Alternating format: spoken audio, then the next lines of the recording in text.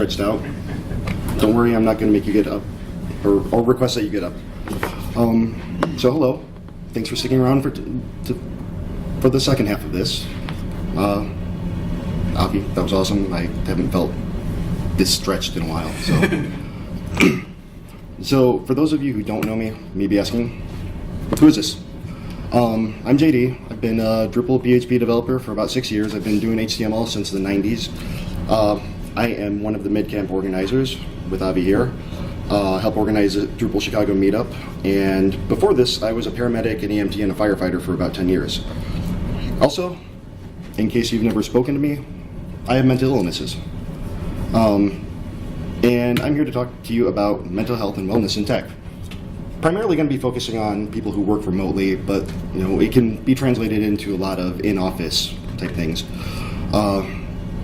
So I'm Drupal Technical Architect at Genuine. If you want to tweet at me, JD does dev. I'm on all the Slacks as Dorf. In case you missed the signs on your way in, this is MidCamp. And if you're going to tweet, hashtag MidCamp, and just to show Osmi some love, hashtag Osmi. I'd appreciate it. Does anybody in here know what Osmi is or not know what Osmi is?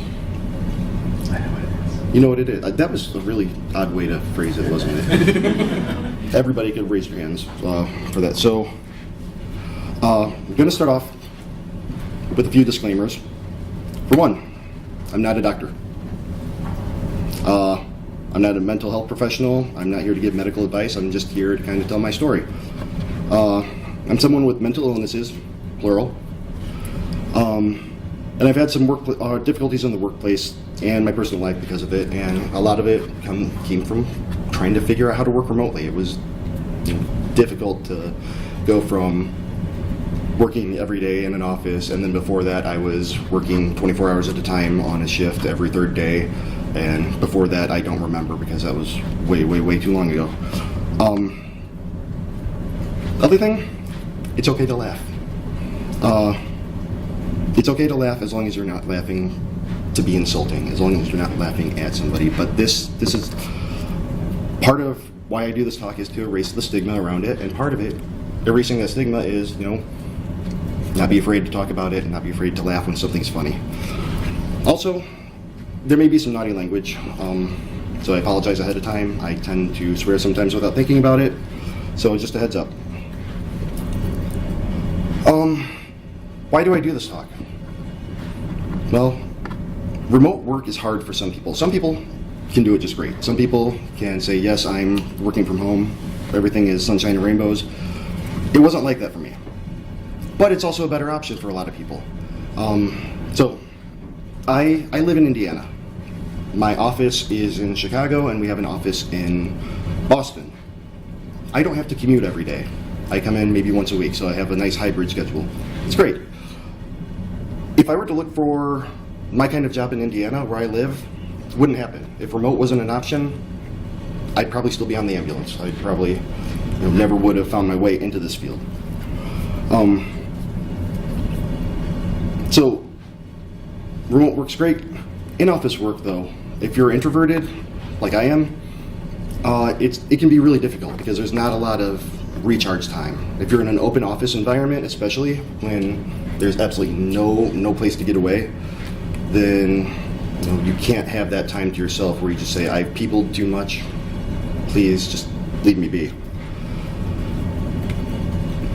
I want people who are going through this to know you're not the only one going through this. I still have a really hard time dealing with this fact, but you're not the only one going through this if you are. And also, it needs to be talked about. Conversation needs to happen. Like I said, part of the stigma around mental illness is being afraid to talk about it, but don't be. And all of you are here, you're taking the right steps. Even if you don't have mental illness yourself, thank you. So give yourselves a round of applause, please.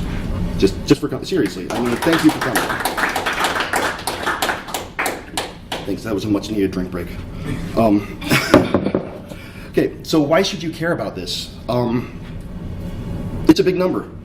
20% of adults in the US experience mental illness in a given year, and in the tech community, it's a bit higher than that.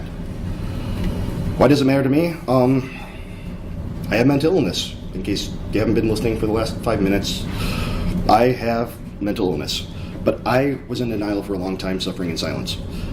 I also was a victim of this stigma that now I'm working to get rid of because I thought it meant somebody was damaged or weak or different. And I worried if I told people how I was feeling, even so much as my doctor, that, oh, they're coming to take you away. It used to be made, that was the laughing, insulting versus laughing because something is actually funny without hurting people. Something I need to tell myself, and I tell myself a lot, I'm not weak, I'm sick. It's an illness, it's not a defect, it's a disease. So, you're going to learn a lot about me, so I want to learn a little bit about you. I see a few familiar faces, but there's some people I don't really know too much about. So how many of you actually work with the sites or the tech itself? Developers, themers, site builders, blah, blah, blah, down the list. Pretty good portion, yeah, almost everybody. Are any of you project managers, project owners, account managers, anything like that? Okay, so wearing a couple hats, that's... Yeah. Is anybody in HR? Yes. No hands went up. Anybody in upper management, and that could be a single person shop where you are all of the above. Anybody? See one hand go up. Okay. How many of you work remotely? Like 100% remote? Okay. So say about half the room. How many of you are 100% in the office? Okay, got a couple hands going up. And how many of you work a hybrid type schedule where you can do a few days from home, a few days from the office? Okay. All right, so it's a good mix, and that's good. I mean, that's what we're here to talk about. We're also here to talk about what is mental illness. Well, it's a lot of things. Has anybody ever seen a copy of the DSM-4? Yeah, a few hands going up. It's about this thick, and it has criteria defining mental illness, down to if you experience X for Y period of time, resulting in Z, then you have beta. So there's a lot of criteria, and they revise it pretty frequently. They might even be on DSM-5. I should really look that up. But there are different types, like I said, a lot in the DSM-4 or 5. So me, personally, I have major depression. I have anxiety disorder, I have PTSD, I have ADHD, and I'm one away from bingo. And a lot of these, they stack upon each other. They lead to one another.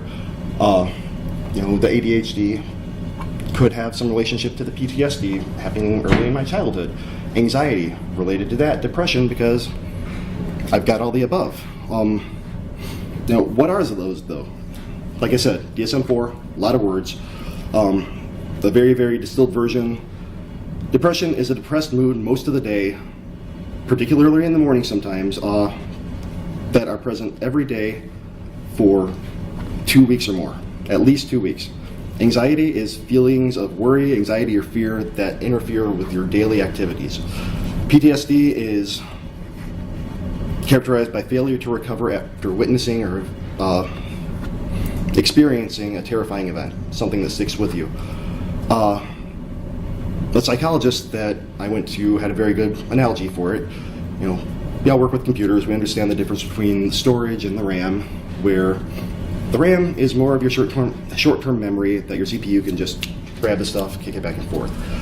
The storage is where everything lives, your long-term memory. Now, what happens with PTSD is your event gets stuck in the RAM. It doesn't move back, it doesn't get put back into storage, and anything resembling what happened in that event can just remind you of it, make you really relive that experience because it's just right there so quick. And ADHD, it's characterized by varying degrees of hyperactivity, impulsivity, and/or inattention that lead to difficulty specifically in the workplace or in school.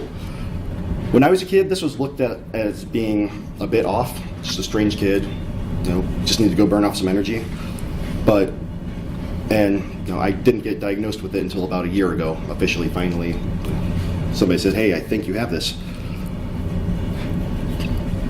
So life before getting treatment and getting checked out and getting all those letters attached to me, it was difficult. I was afraid. I was paranoid about everything. Social situations were absolutely paralyzing. I canceled plans all the time, which led me alone. Because I canceled plans and made myself alone. It was self-imposed isolation. I was angry. So many reasons for that. One, I was on a high-stress job. I was on an ambulance. Two, I had untreated anxiety and depression that I didn't even know had labels. And three, I was in one of those careers where if you say I have something, then it makes you weak. It makes you different. You treat the people who have that. You don't have that yourself. I was misunderstood because people often thought I was that I was angry when I was just trying not to mess up.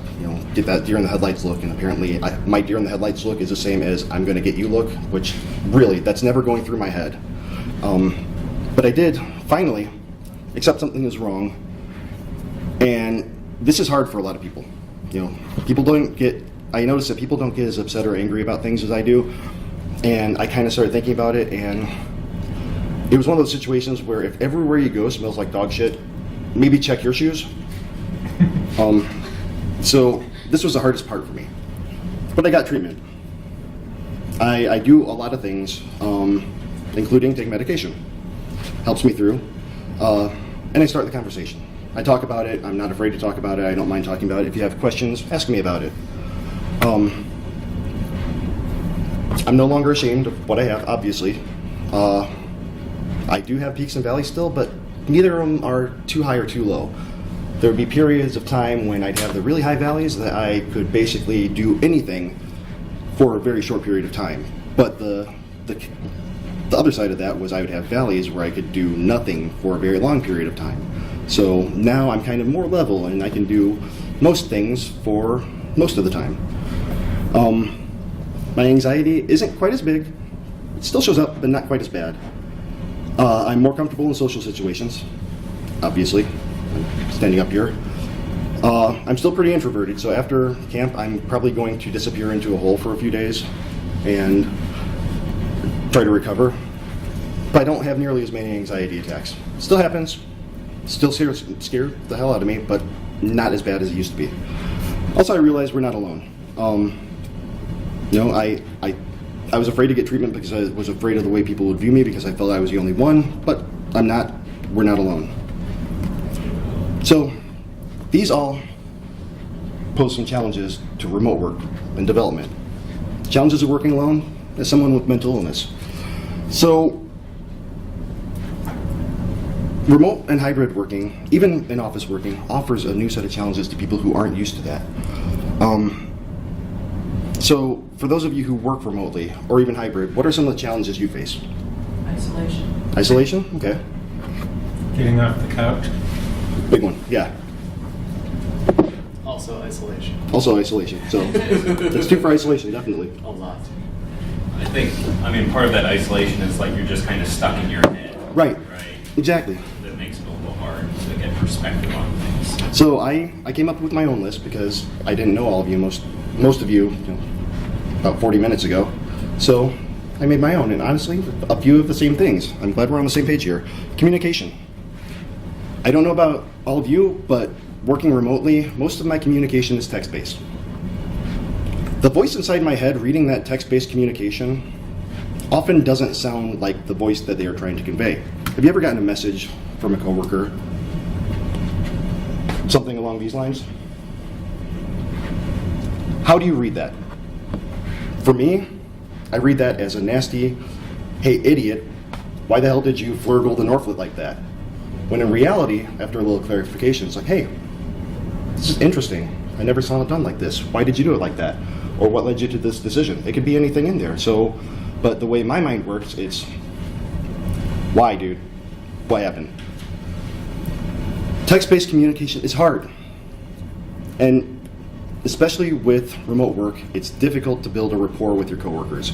If you never get FaceTime, it's really hard to say, hey, I know you. We had that good time. Another one that I heard thrown out there was isolation. It's very, very easy to feel alone, and it's very, very easy to make yourself alone. It's also very, very easy to start talking to animals. And it's even worse when they start talking back. This is my cat, Parker. He sounds like Lieutenant Commander Worf from Star Trek Next Generation. And most of the time he's just telling me, human, I require food. One thing that I find is guilt. Because I work remotely, I feel guilty when I have to take time off for sickness, for PTO, for anything that's not work related. I feel guilty. And it's really easy to forget that you're not alone on a team. Even though you're not sitting with them, there are other people in your team, usually, I can't say all the time, if you're a shop of one, that poses its own set of problems. But usually, there are people who can pick up if you need to take a day off. No deadline is worth your health. No deadline is worth you suffering through. And especially working from home, if you don't get out of the house, it's hard to disconnect from that work mindset. And I heard distractions. Get off the couch. Do you work or play Mario? Wherever you're working from happens to be right across from the bathroom. So if you have your water, when you're going there and back, you see, oh, the switch is still on. Let's do a round. And next thing you know, 3 hours into Mario Kart, oh crap, I missed 3 calls. We have nothing. We got to catch up. Work or do the dishes. It's hard when you're at home to not just say, well, crap, I need to get this stuff done. What are we going to do? Or chores have to be done. I won't have time later. You will have time later. I need to do it now. Or work or anything but work. You will find an excuse, or you could find an excuse to do anything but sit in front and do what needs to be done. You can also lead to a sedentary lifestyle, which can be kind of fixed by following obvious advice from about 10 minutes ago. In theory, not having to put pants on to go to work sounds great until you realize that you also haven't showered or you haven't brushed your teeth, and you're not taking care of yourself at what you should be doing. And eventually you'll get to a point where your cat just isn't having it, and he tells you, human, shower and feed me. And you don't have a reason to get out of the house, so you're not active. Again, see, obvious talk from 10 minutes ago. So how did I avoid a stinky and isolated existence? A lot of trial and error.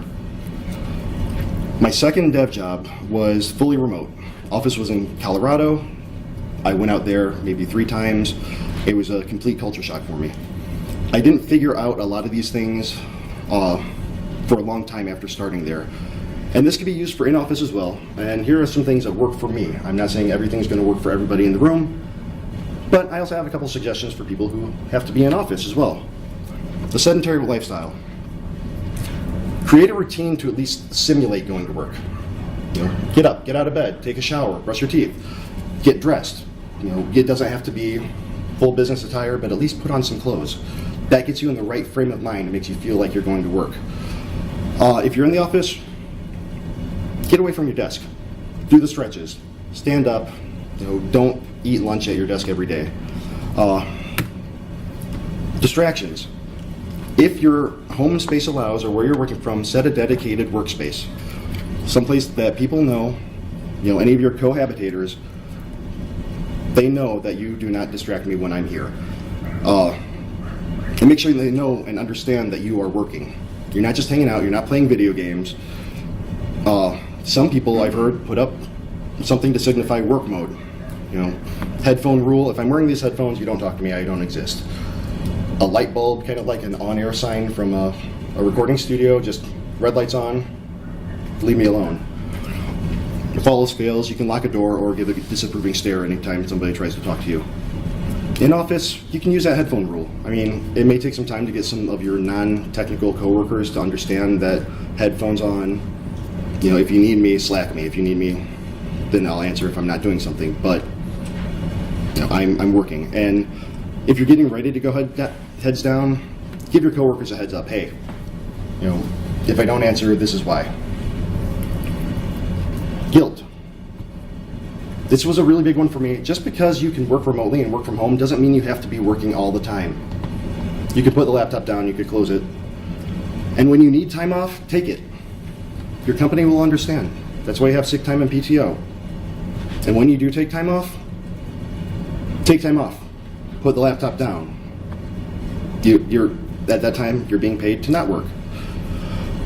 Get your work done, but don't compare your own speed or volume to others. So, there's always going to be people better than you who can code faster or do more, who are smarter at some things. There's always going to be people who are slower coders than you. That doesn't mean they're any, and I'm sorry, I said the wrong word there. I didn't mean better. People who have strengths in different areas than you.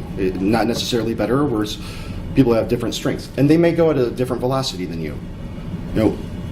So don't compare yourself to them. For those of you who are in office, again, don't compare yourselves to others.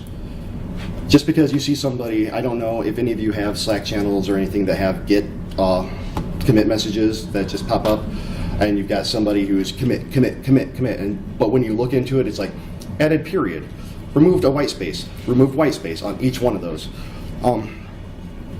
So don't compare yourself to others. And it's okay to leave on time. Fire drills aside. If your client site's down and you have to file a critical ticket, maybe you might want to put in a little extra time, but aside from that, it's okay. Isolation. Use your team's tools. How many of you have Slack at work? How many of you have Teams, Microsoft Teams? Anybody have AOL Instant Messenger? ICQ? Skype? And anybody have a phone? Yeah, everybody has a phone. So use that communication. Nobody needs to be on an island. And find the time to make human contact. One thing that I found is really interesting, sometimes I need to be around people just to ignore them. Just to see people and be like, nope, other people live, but I don't need to talk to them. It's great. You can volunteer for things or join a club or do something to get you out of the house. You could also work from a local independent coffee shop. If you live around my part of Indiana, I can recommend a good one. When you're in office and you're not in heads down mode, get to know your coworkers a little bit. Say hi. How was your day? I mean, it's kind of a joke, the office small talk, but you're at least building that relationship with somebody. How was your weekend? When you get new employees in there or new people, say hi. Introduce yourself. As somebody who's extremely introverted, I know how difficult this can be because I still, headphones on. I hope nobody sees me, but take the point out. Where I work now, the first day in office in Boston, they make you bring in cookies. And you set it at your desk, so everybody comes in and takes a cookie and says, hi, good to meet you. And I think that's a really cool idea, and it at least, if it gets you out of your comfort zone a little bit to a point where you get to know who you're working with and they get to know you a bit. And if these aren't options, join communities. And they don't have to be like in-person communities, just places you can talk. I'm on now it's a Discord team, front-end developer Discord team, which has 7,000 users. But there are a few of us who are really active, and we've become friends on that just, throughout the day. Hey, I've got an idea, or hey, going through this, just need somebody to talk to. Local user group Slacks, like the MidCamp Slack, is a great one, so I've heard. And a lot of local user groups have their own Slacks. In Chicago, we've got the PHP user group, we've got Web Friends, I think is one, and Chicago Tech. There's a bunch of them. So there's always communities you can communicate with people. Communication. Like I said before, use your team's tools. And find time for FaceTime. This is really important. Going back to that slide with the coworker asking you why you nerfed the Garflack, you don't understand what that voice is saying. Hey, can we hop on a call and talk about this maybe? Figure out what's going on, and schedule check-ins with somebody. Like, hey, I know I'm remote. I know you're in office. We work on these projects together. Let's talk. Let's find 15 minutes. Let's call it a stand-up, developer stand-up, whatever. And we'll just go over issues we're having. Then talk over an issue instead of chatting about it. What I mean by that is pick up the phone, hit the call button on whatever your chat thing is, if you have Skype, and don't be afraid to ask questions about meaning. And I found myself doing this a few times because I know the way I read things is always in the most negative way possible. So I will preface a lot of things that I say, hey, I do not mean this as a jerk, so please don't take it as a jerk, but why are you doing this? And everybody that I do that to says, first, not a jerk question. Second, here's why. And if you're in office and you have the opportunity, take the conversations offline sometime. Instead of slacking back and forth, whatever, just say, hi, hey, let's talk out this problem. Why don't you come over to my desk and we'll work through it together. So what's mental health got to do with it? Well, again, OSME, Open Sourcing Mental Illness, does a survey yearly. This is the data from 2017 survey for people in tech. It was open to anybody who wanted to answer in tech. It was made available to several people. So the question is, have you been diagnosed with a mental health condition? The average in the US is about 20. That's diagnosed in the general population.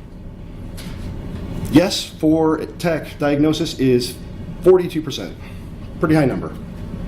Now, the next one is interesting because to me it goes with that stigma, the fear of being labeled. Do you think you have a mental health condition? And this includes those, yes, diagnosed. I think because I've been told I do. Yes, 43, possibly 19, in case you can't read that. That's over half. Over half of the tech community who answer this thinks that they do, and 43% have been diagnosed with it.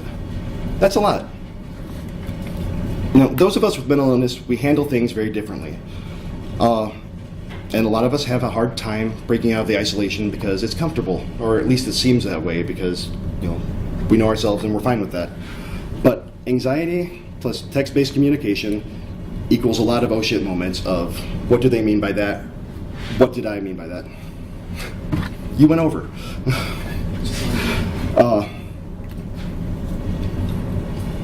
We're afraid that taking time to ourselves will have negative consequences. A lot of people say, yeah, sure, I'll get it done in half day, and that half day is really 16 hours that started at noon, ended at midnight, and they're showing back up, and now there's no personal time for them. We're afraid that saying no to something or not completing on time, coworkers will change their opinions. Your boss will say, you know what, you're useless. What's taking you so long? And if you have anxiety, worrying what people think about you can really, really be frustrating. And like me, go straight to the worst case scenario. When you nerf the Garflack, you're an idiot and you're going to be fired for it because it broke everything. Like I said, almost 18% of the US had some form of mental illness in 2015. And why should a workplace care? Because it's expensive. $44 billion annually, 200 million lost work hours, and that's not PTO time, that's people who just sit and I can't work, I can't do this, I can't function. And they lie on their timesheets or just try to get through. That's a lot of money. So how can a workplace help? Make sure that the lines of communication are open. Management, this is one thing that my company does that I think is really great. I have a scheduled check-in every 2 weeks with my boss, one-on-one for a half hour, talk about whatever we need to talk about. I think it's amazing. Be more inclusive if you are a hybrid company and you have some remote workers, and understand mental illness concerns and how to accommodate, which this is very difficult because someone with a mental illness may not want to disclose, and if someone with a mental illness does not disclose, then they are not covered by the ADA. If you say, I have a disability, immediately you get coverage from that. You are protected under the ADA. If a workplace is prepared and educated to deal with a disability, an employee may feel more comfortable about taking time off. They won't sit there for hours on end pretending to do work, filling out the timesheet, and do nothing. I would have times when I would show up, log in, do nothing for days, but still log the time. Because I was afraid of going to my boss, because I was afraid of what they'd say, and I ended up, leaving that place because I wasn't comfortable with the way they handled it.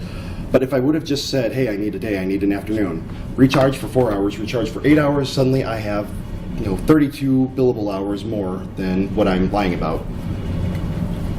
So you can work remotely and not end up like my grumpy cat Parker. One thing I do ask, if you have the time, 2018, I think we might be on the 2019 survey, osmehelp.org research. It really helps us at OSME decide where to put our efforts and get the statistics that we can use on our talks. Get the OSME handbooks. There are 3 of them, and somebody actually was talking to me yesterday and said that they had an issue in their workplace, and they bought the handbooks, and it really helped them deal with it because, you know, it outlines for mental wellness in the workplace, guidelines for executives and HR, and guidelines for employees, and it's all based on the ADA. And, you know, it's looked over by some lawyers, and I mean, obviously, hire your own counsel. Don't go off of what we're selling, but, you know, it was a good starting point to know what you can and can't do. If you have time, take the OSME survey. I think we're up to the 2019 one, osmehelp.org/research. And also, if you have time, please take the survey. It's about 20 minutes, but it really helps us out. So, you know, gonna close out. I'm sorry I'm going over a little bit. But, you know, in open source tech, community is our greatest resource. Look at this. Everybody here, MidCamp, you know, all these things, it's amazing. And it reminds us that we're not alone and that we're not just usernames. He's Avi. He's not just Froboy. He's Avi, the Froboy. It's not McDwayne, it's Dwayne. And, you know, we're people. And that's what these events help remind us of. And so getting this FaceTime, this is great. Thank you all for coming to MidCamp. So, you know, this is what I'm doing to help erase a stigma. So thank you for listening. A couple of resources I always put up. If there's osmehelp.org, there's also forums on there that are kind of not quite anonymous, but enough where there's a lot of people who will say, hey, I'm having this issue, and then, you know, get some feedback from other people in the community. If you are looking for a therapist, a couple resources here, 1-800-THERAPIST or psychologytoday.com. Psychologytoday.com is really good because the magazine side of it is a Drupal site, and because the search function will let you narrow it down to what kind of therapist you're looking for and what specialties. Maybe they specialize in PTSD, or they do EMDR, or something that you think would really benefit you. There's also the Suicide Lifeline and a number 4, National Association on Mental Illness. So I know I went over. I want to thank you all for hanging out for the extra 5 minutes. Thank you so much for listening, and thanks for coming to MidCamp.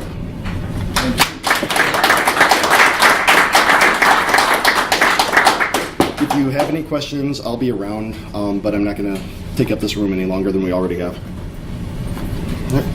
Thank you.